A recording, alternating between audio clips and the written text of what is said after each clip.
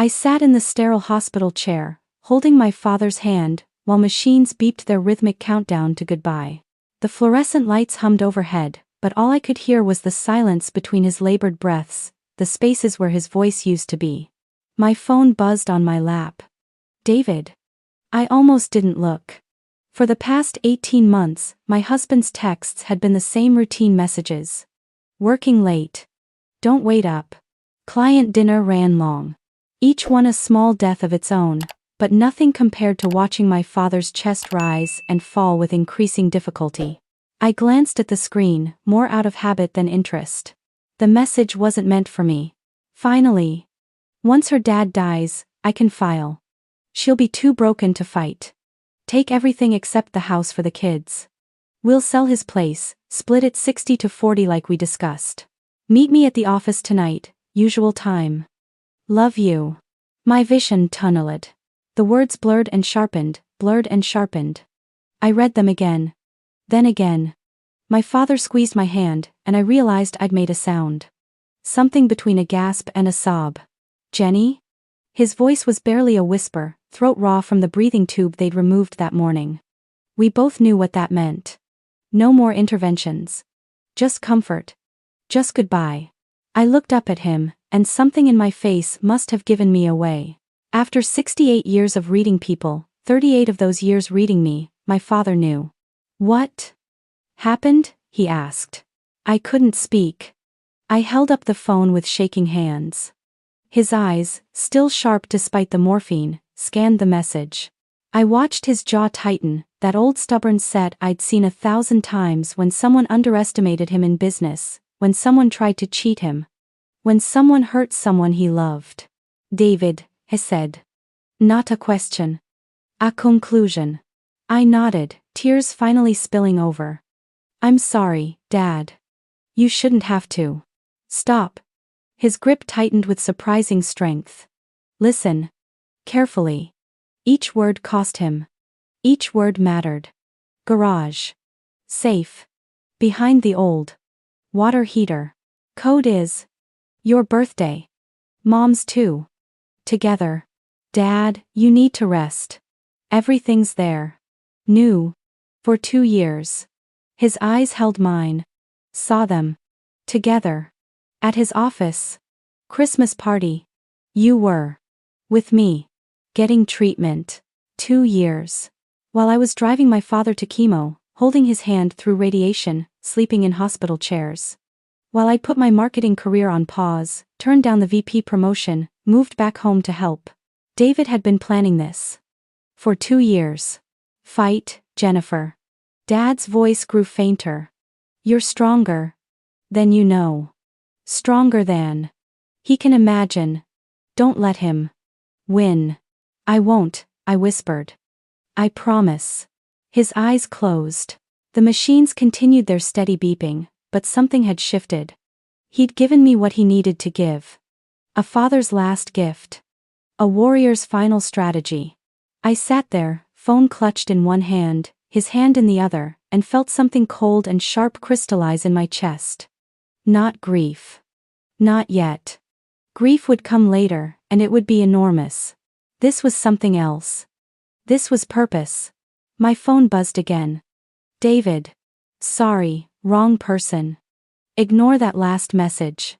I stared at those words. He thought he could just erase it. Make it disappear. Like our 17 years together, like my sacrifice, like my trust, like me. I typed back. At hospital. Dad's not doing well. Might be tonight. Can you come? 3 dots appeared. Disappeared. Appeared again. Big presentation tomorrow. You know this deal is crucial for the company. I'll come by after. Please. I need you. Jenny, we've talked about this. You need to be stronger. I can't drop everything every time you're emotional. I'll see you at home later. I read his words twice. Memorized them. Screenshotted them. Then I did what I'd been doing for 18 months. I pretended everything was fine. Okay. I understand. Love you. He didn't respond. My father died 6 hours later, at 3:47 a.m. I was alone. My two daughters, Sophia and Riley, were at home with David. I'd told them to stay home, to sleep, that Grandpa was stable. I'd lied because I couldn't bear to have them see what I was seeing, know what I knew, watch me shatter, and have to pretend I was whole. I called David at 4:15 a.m. It went to voicemail. I called again at 4:30. Voicemail. At 5, I texted, "Dad's gone." He called back at 6:22 a.m., voice thick with sleep. "Oh honey, I'm so sorry. I'll be right there." "Where were you?" I asked. My voice sounded strange. Flat. Dead. "What?" "I was here. I was sleeping. My phone was on silent." "You never put your phone on silent." A pause. "Jennifer, your father just died. This isn't the time for."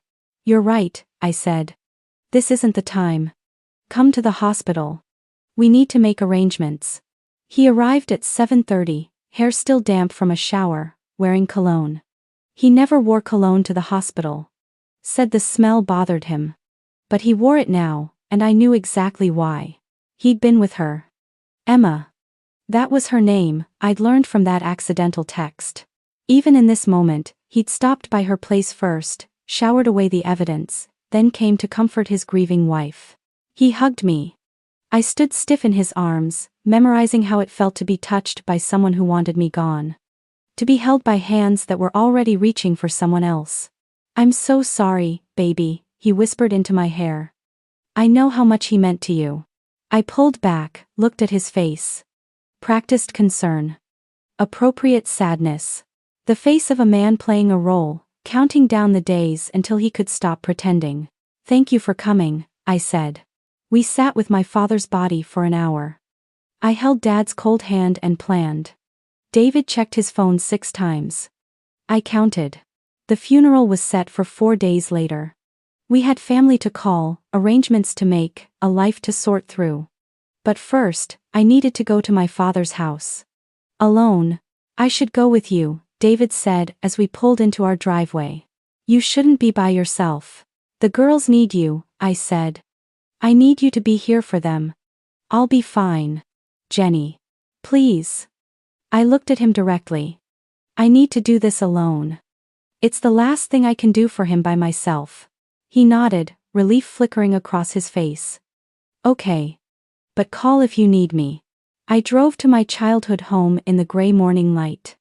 The small house my father had bought 30 years ago, mortgage paid off, filled with memories and, apparently, secrets. The garage smelled like oil and old wood, and my father's cologne, the real kind, not the expensive stuff David wore. I found the water heater in the back corner, exactly where it had always been. Behind it, hidden by years of accumulated boxes and old paint cans, was a small wall safe I'd never noticed. My birthday, 081586. Mom's birthday, 041283. I punched in the numbers, 08158640412283. The safe clicked open. Inside were 3 things, a flash drive, a manila envelope thick with documents, and a letter in my father's handwriting. My hands shook as I unfolded the letter. "Jenny. If you're reading this, I'm gone. I wish I could have told you face to face, but I knew you'd try to stop me from gathering evidence. You'd tell me to mind my own business, that you and David could work it out, that I was being paranoid. You were always too forgiving, honey. Too willing to see the best in people. You got that from your mother. 2 years ago, at David's Christmas party, I saw him with Emma Rodriguez, his COO. I followed them. I'm not proud of it, but I needed to know. They went to a hotel. The Fairmont. Room 2847. He used the company card. I have the receipt. I started digging.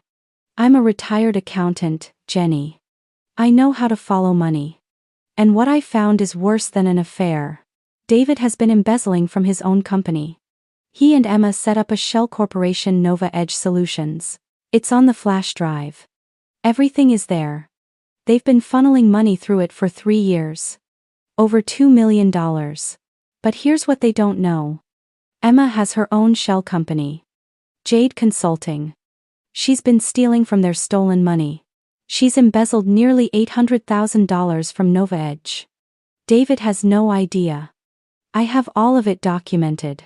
I also found David's crypto wallet. He's been converting company funds into Bitcoin and Ethereum. It's all on the flash drive. Account numbers, transaction histories, everything you'll need. In this envelope are copies of his secret credit card statements. The hotels, the restaurants. The jewelry he bought Emma. All paid with company money. The board doesn't know. The investors don't know. But they will. I've also included a document showing that David convinced you to sign papers last year that you thought were refinancing documents. They weren't. He made you a co-signer on the company's line of credit. If the company goes under, creditors can come after your inheritance from me.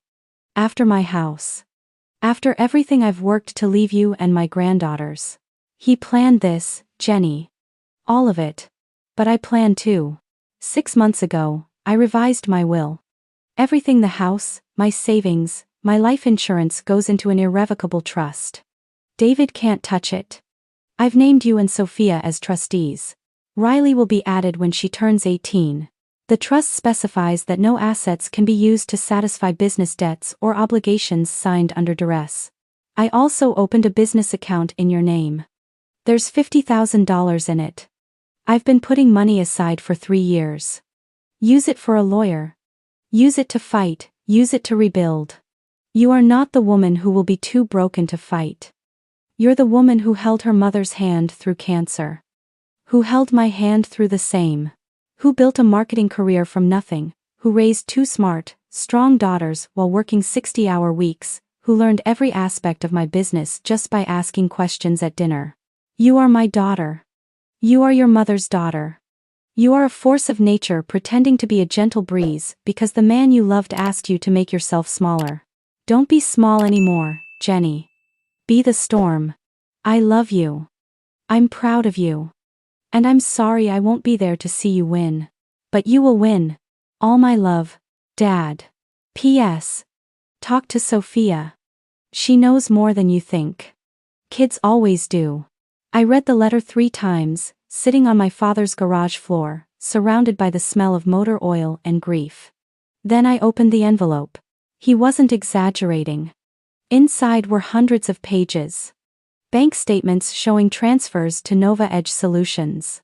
Credit card bills with charges to hotels I'd never heard of. Restaurants in cities David claimed to have business meetings. Jewelry purchases from Cartier, Tiffany, Van Cleef and Arpels. Thousands and thousands of dollars. The flash drive contained folders labeled with dates going back 3 years. Bank records. Email correspondence between David and Emma discussing fund transfers and investment opportunities.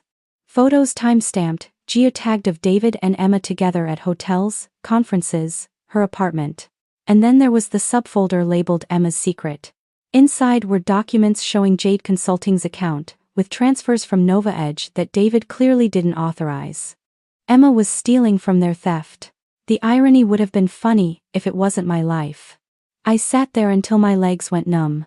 Then I carefully packed everything back into the envelope, pocketed the flash drive, folded my father's letter, and stood up. My phone showed 17 missed calls. David, my sister, David's mother, the funeral home. I ignored them all, and made one call. Morrison and Associates, how may I help you? I need to speak with Catherine Morrison. It's urgent. Tell her it's regarding a tech company fraud case and my father, James Webb, referred me. Catherine Morrison had been my father's attorney for 30 years. She'd handled his business contracts, his will, his trust. And according to the letter, she knew everything. Jenny, she said when she picked up. I'm so sorry about your father. He was a good man. He left me evidence, I said. About my husband. About his company. I need to know what to do with it. Can you be at my office in an hour? I'll be there in 30 minutes. I called David from the car. Something came up with Dad's estate. I need to meet with his lawyer. I'll be home for dinner. Do you want me to come with you? No. It's just paperwork. Boring stuff. Relief in his voice. Okay. Take your time. The girls and I will order pizza. The girls. My daughters. Who would have to learn that their father was a criminal? That their mother had been blind? That family was a lie that some people told and others believed. Catherine's office was downtown, on the 40th floor of a building that smelled like money and justice. She was in her 50s, silver hair in a sharp bob, wearing a suit that probably cost more than my monthly mortgage. "Show me," she said. I laid it all out on her conference table. The letter. The documents. The flash drive. She read, examined, took notes. Her expression never changed, but I saw her jaw tighten when she got to the part about David making me a co-signer without my knowledge. "That alone is fraud," she said. "Identity theft, potentially. And this," she gestured to the embezzlement evidence, "this is federal. SEC territory. FBI territory. What do I do?" She looked at me with eyes that had seen 1,000 divorces, 1,000 betrayals, 1,000 women sitting where I sat. "Your father set you up perfectly," she said. "The trust protects your inheritance. The separate account gives you operating capital. The evidence is airtight. But I need to ask you something, and I need you to answer honestly." "Okay. Do you want revenge, or do you want survival?" I thought about my father's letter. About the 18 months I'd spent watching him die while my husband planned my demise. About the accidental text message that revealed the truth. About standing at my father's deathbed alone while David was with her. "Both," I said. Catherine smiled. It wasn't a nice smile. It was the smile of a lawyer who was about to ruin someone's life with paperwork and precedent. "Good. Here's what we're going to do." I left her office 3 hours later with a plan, a stack of documents to sign, and an appointment with a forensic accountant. I also had 3 rules. 1. Tell no one. Not my sister, not my friends, not David. Especially not David. 2. Act normal. Go to the funeral. Play the grieving widow and dutiful wife. 3. Gather more evidence. Catherine wanted everything. Bank statements, credit card bills, emails, text messages. Document every lie. I drove home in the dark, practicing my performance. The woman who didn't know. The woman who trusted. The woman who would be too broken to fight. David was in the living room when I got home, laptop open, frowning at his screen. "How'd it go?" he asked without looking up. "Fine. Just boring legal stuff. Dad left everything in a trust." Now he looked up. "A trust? For the girl's education. And to maintain the house until we decide whether to sell it." I watched his face. Watched him process what I'd said. Watched him realize that my father's money wasn't going to him, wasn't available to pay off his debts or finance his new life with Emma. "That's smart," he said carefully. "Your dad was always thinking ahead." He was, I agreed. Always protected his family. David's phone buzzed. He glanced at it, then quickly turned it face down. But I'd seen the name, Emma. "Work?" I asked innocently. "Yeah. Just some late-night crisis. You know how it is." I knew exactly how it was. Sophia came downstairs then, barefoot in her pajamas, eyes red from crying. At 16, she looked so much like my mother it hurt. Dark hair, serious eyes, that same stubborn chin. "Mom," she said, and burst into tears. I held her while she sobbed into my shoulder, David watching awkwardly from the couch. After a few minutes, she pulled back and said, "Can we talk? Just us?" "Of course, honey." We went up to her room, and she closed the door. Then she turned to me, took a deep breath, and said, "I need to tell you something about Dad." My heart stopped. "What?" I saw him. 6 months ago. At his office. I'd gone there to surprise him for lunch, remember? With that lunch you'd packed? I remembered. Sophia had come home crying, said she'd felt sick at school. I'd thought it was her period. I got off the elevator on his floor, Sophia continued, voice shaking. And I saw him. With this woman. Emma. They were. Mom, they were kissing. In his office. The door was open and they didn't even care. "Oh, honey. I wanted to tell you," she said, tears streaming. But I didn't know how. And then Grandpa got sicker, and you were so stressed, and I thought maybe I was wrong. Maybe I'd misunderstood. Maybe. Sophia. I gripped her shoulders. Listen to me. You did nothing wrong. Nothing. Do you understand? But I should have told you. No. I pulled her close. You were protecting me. You were being brave and strong, and carrying something no 16-year-old should have to carry. We sat on her bed, my arm around her, and I told her a version of the truth. Not everything she didn't need to know about the embezzlement or the FBI or the plan. But I told her that I knew about Emma. That Grandpa had known too.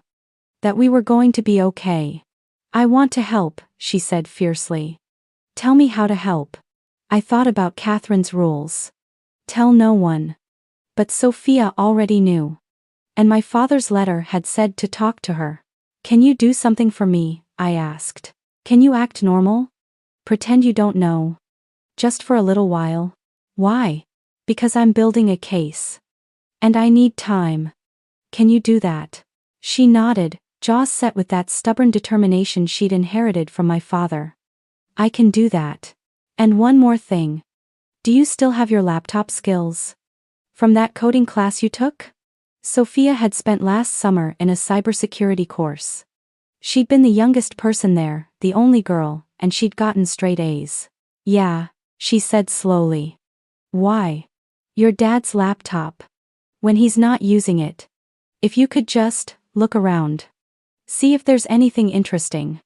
Emails, documents, anything about his company finances. Mom, are you asking me to hack Dad's computer?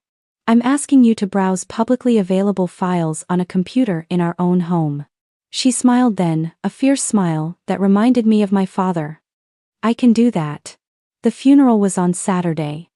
I wore black and played my part perfectly. The grieving daughter. The devoted wife standing by my side. I shook hands and accepted condolences. And listened to people tell stories about my father while David checked his phone in the back of the church. At the reception, Emma showed up. She had the audacity to come to my father's funeral. To walk into the reception with flowers and sympathy, wearing a black dress probably bought with stolen money, and offer her condolences to the wife of the man she'd been fucking for 2 years. I'm so sorry for your loss, she said, touching my arm. Your father was wonderful. David spoke of him so highly. I looked at her. Really looked. She was beautiful in that polished, professional way. Perfect highlights, expensive jewelry. Manicure so fresh I could smell the polish. She met my eyes without flinching, played her part as David's concerned colleague. Thank you, I said. It means a lot that David's team is so supportive. He speaks very highly of you too. Did her smile tighten? Just a fraction? We're like family at the company, she said. We take care of each other. I'm sure you do, I said, and watched her walk away to find David across the room. They were careful. No lingering glances. No private conversations. Just two colleagues at a funeral, appropriate distance, appropriate interaction. But I saw the way his hand grazed her back as he passed. The way she leaned in just slightly when he whispered something. They thought they were so clever. That night, after everyone had gone home and the girls were asleep, David came to bed and tried to be comforting. He put his arm around me, kissed my forehead, told me everything would be okay. I know this is hard, he said. But we'll get through it together. We always do. I lay there in the dark, feeling his breath on my neck, his hand on my hip, and thought about the text message. Once her dad dies, I can file. Thank you for being here, I whispered. I don't know what I'd do without you. His arm tightened. You'll never have to find out. Lier. The next week, I met with Catherine 3 more times. The forensic accountant, a woman named Lisa Chen, spent hours going through the flash drive. This is airtight, she said. Your father did better work than most professional investigators. The SEC will love this. How long? I asked. To build the case? If we want it bulletproof? 3 months minimum. 3 months of pretending. 3 months of sleeping next to a man who was counting down to my destruction. 3 months of playing the role of a wife who didn't know her marriage was already over. Can you do it in 2? I asked. Catherine and Lisa exchanged looks. Why 2? Catherine asked. Because that's how long I can keep this up without losing my mind. We can try, Catherine said. Sophia became my secret ally. She'd come home from school, do her homework, then casually borrow David's laptop for a school project. She'd return it an hour later with copied files on a hidden USB drive. Emails about Nova Edge solutions. Spreadsheets showing transfers. Messages to Emma discussing their plan. Mom, she said one night, showing me her laptop screen. Look at this. It was an email from 2 weeks before my father died. David to Emma. 2 weeks, maybe less. Then we're free. The Cayman account is ready. Citizenship paperwork is in process. We'll be gone before she even understands what happened. They'd planned to leave the country. Take the money and run. Leave me with the debt, the mortgage, the kids, and the wreckage. I screenshotted everything. I also started documenting our daily life. Every time David said he was working late, I'd note the time and his excuse. Every credit card charge, every cash withdrawal, every unexplained absence. I became a detective in my own marriage. Gathering evidence of my husband's betrayal like someone collecting butterflies, pinning each lie to a board. Riley, my 12-year-old, knew something was wrong but couldn't articulate what. She'd look at me with worried eyes and ask if I was okay. I'd smile and say I was just sad about Grandpa. She'd hug me tight and tell me she loved me. One night, I found her crying in her room. "What's wrong, baby?" I asked. "Is Daddy leaving us?" she whispered. My heart shattered. "Why would you think that?" I heard him on the phone. He said he was tired of being here. That he wanted something new. I pulled her close. "Listen to me, Riley. Whatever happens, you and Sophia are loved. So loved. That will never change, okay? But will Daddy leave?" I couldn't lie to her. "I don't know what Daddy's going to do. But I know that you and me and Sophia, we're going to be okay. No matter what. I promise you." She clung to me, and I held her until she fell asleep. Then I went downstairs where David was working on his laptop and asked, "Did you talk to Riley today?" "Briefly, why?" "She's worried. About us." He sighed, closed his laptop. "Jenny, I know things have been tense. With your father, and work stress, and everything. But we're fine. Are we?" A pause. "Too long." "Of course we are. Because if something was wrong, you'd tell me, right? We're partners." "Right," he said, not meeting my eyes. "Partners." I nodded and went back upstairs, added another note to my document. Date, time, his exact words, his body language. Everything. 6 weeks after my father's funeral, Catherine called. "We're ready." "Already? Your daughter is terrifyingly efficient. Between her digital forensics and what your father gave us, we have everything. David's embezzlement, Emma's embezzlement from the embezzlement, the offshore accounts, the citizenship applications, the timeline of the affair. All of it. What's next?" "We file divorce papers and a fraud complaint with the SEC simultaneously. We'll have freeze orders on all company accounts before David knows what hit him. I've also been in contact with the FBI's white-collar crime unit. They're very interested." My hands shook. This was real. This was happening. "There's one more thing," Catherine said. "Do you want to confront him first? Some people need that closure." I thought about it. About telling David I knew. About watching his face when he realized he'd been caught. About making him feel the way I'd felt reading that text message. "Yes," I said. "I want him to know it was me." "Okay. Here's how we'll do it." The confrontation happened on a Tuesday evening. I'd chosen the day carefully. David's biggest investor meeting was scheduled for Wednesday morning. He'd been preparing for weeks. Everything depended on it. I came home from grocery shopping and found him in his home office. Sophia and Riley were at my sister's house for a sleepover. We were alone. David, I said.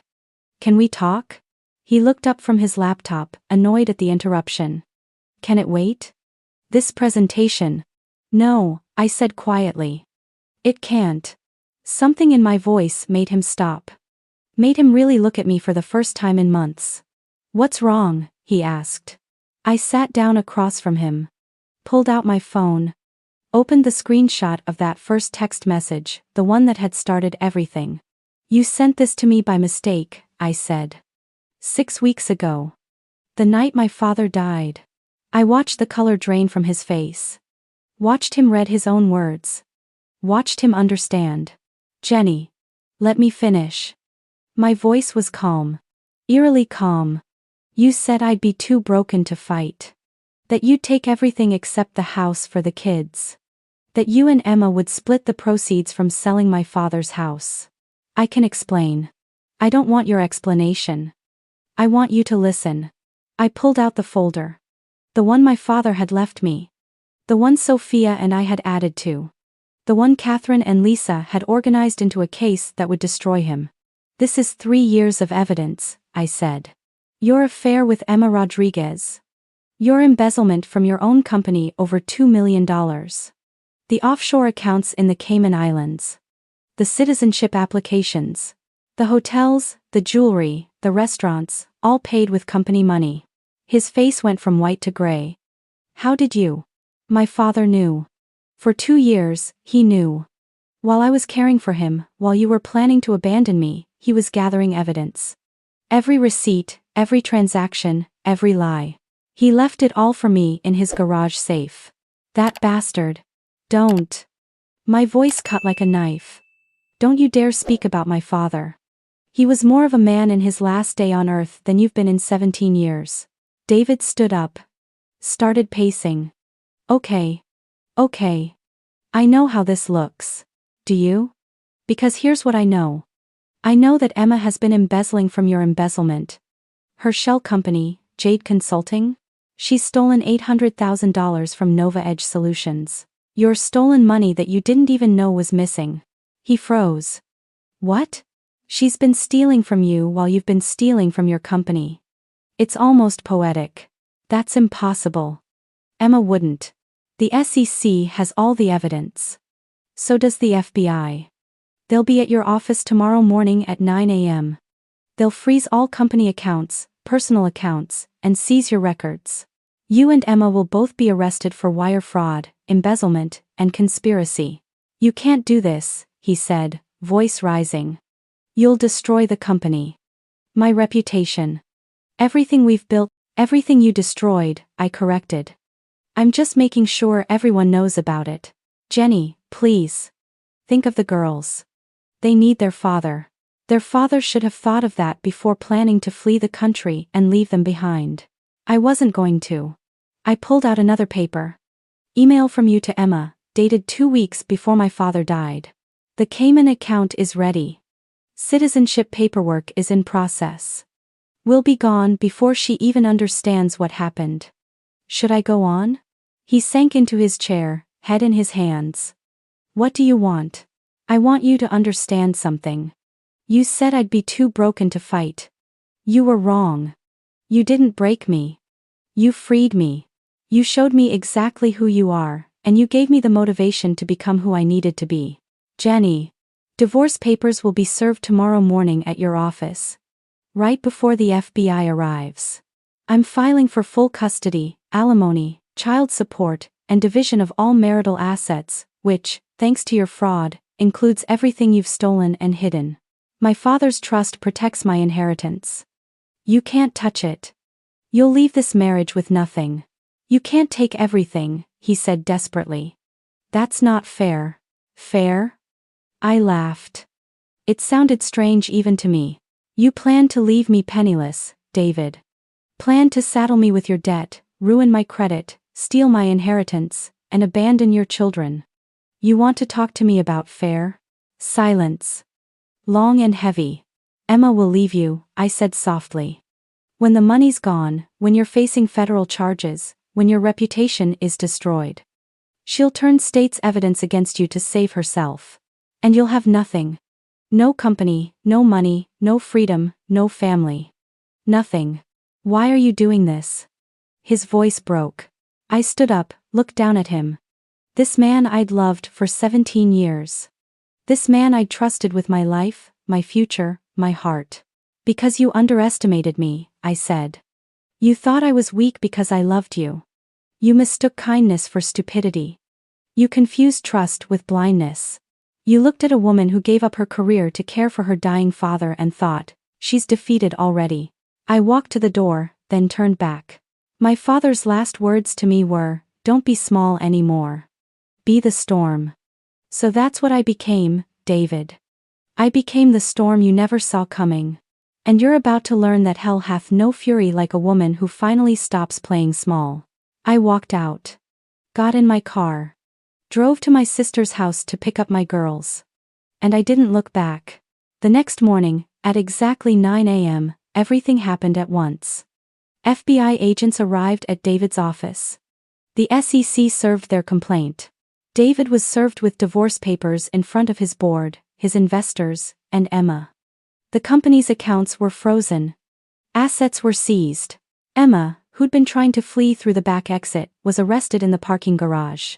By noon, it was all over the news. Bay Area tech CEO arrested for embezzlement. Startup founder faces federal charges. CFO and CEO accused of million-dollar fraud. Catherine called at 2 p.m. Emma's already talking. She's giving them everything in exchange for a plea deal. She's confirming David orchestrated the whole thing, that he forced her to participate, that she was afraid of him. Is that true? I asked. Does it matter? She's saving herself. Just like you predicted. David called me 17 times that day. I didn't answer. He texted, begged, threatened, apologized. I saved every message and sent them to Catherine. His mother called me, crying, begging me to drop the charges. I told her I didn't file the federal charges, those came from evidence of actual crimes. I was just divorcing her son. She called me heartless. I hung up. Sophia found me that evening, sitting in my father's old garage, surrounded by boxes I was finally ready to sort through. Mom? Are you okay? I looked at my daughter, so strong and brave and smart. Yeah, I said. I think I actually am. Good. She sat next to me. Because Riley wants to know if we can get a dog now that Dad's gone. She says Grandpa would want us to have a dog. I laughed. Actually laughed. Grandpa would absolutely want us to have a dog. Also, Sophia said carefully, I've been accepted to MIT's summer cybersecurity program. With a full scholarship. Sophia. That's amazing. Yeah. I put together a portfolio of my work. You know, all that research I did for you? Turns out tracking financial fraud is really impressive on a college application. She grinned at me, and I pulled her close. I'm so proud of you, I whispered. I learned from the best, she said. Grandpa and you. The divorce took 6 months. David tried everything, claiming I'd stolen his evidence, that I'd trapped him, that I'd manipulated him. His lawyers argued and filed motions and threatened. Catherine demolished every argument. The fraud trial took longer. David pled not guilty. Emma testified against him. The evidence, my father's evidence, Sophia's evidence, the SEC's investigation was overwhelming. He was convicted on all counts. Wire fraud, embezzlement, conspiracy, money laundering. He got 12 years in federal prison. Emma got 3 years for cooperating. 8 months after my father's funeral, I stood in my new office. I'd used the money from the divorce settlement and my father's trust to start my own consulting firm. Webb and Associates Strategic Marketing Solutions. The name felt right. A tribute to my father. A reclamation of myself. Sophia was helping me set up my website. Riley was doing her homework at the conference table. Our new dog, a golden retriever we'd named Justice, asleep at her feet. My phone rang. Unknown number. I almost didn't answer. Hello? This is a call from Bay Area Federal Correctional Facility. Will you accept a call from David Chen? I looked at my daughters. At my office. At the life I'd built from the wreckage. No, I said. I will not. I hung up, blocked the number, and went back to work. That evening, I drove to the cemetery. Sat by my father's grave with 2 lawn chairs, one for me, one for the ghost of him that I still carried everywhere. I did it, Dad, I said to the granite headstone. I fought. I won. The wind rustled through the trees. Somewhere, a bird called out. The world kept turning. You were right, I continued. I wasn't the woman who would be too broken to fight. I was never that woman. I just needed someone to remind me. I sat there until the sun set, until the cemetery lights came on. Until the groundskeeper gently told me they were closing. As I walked back to my car, I pulled out my phone and looked at that first text one more time. The message that had accidentally shown me the truth. The message that had started everything. Then I deleted it. I didn't need it anymore. Didn't need the evidence of David's betrayal or the reminder of my pain. I had something better now. I had my daughters, my business, my father's legacy, and myself. I had survived. More than that, I had won. And somewhere in the universe, I knew my father was smiling.